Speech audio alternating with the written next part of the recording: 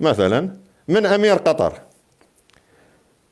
يطلع على رئيس أمريكا مثلا بايدن، يعني ويصير فد كلام مشادات كلامية، فأنتم مو معناتها تحسبون هذا الشخص واقف أمام أمريكا أمام بايدن، لا، مو هيجي. هذاك شأنه هو كقطري، يقول له لا، البايدن بما يخص شأنه. محمد بن سلمان يقول له لا، البايدن بما يخص شأنه هو كسعودي كسعودية يقول له لا البايدن، أما بما يخص الشأن العراقي يرجع بالقندر على حلقة ذا يقول له لا البايدن مباشرة. هذاك شيء وهذا شيء، لا تضحكون على العالم وتخلطون بين هاي وهاي.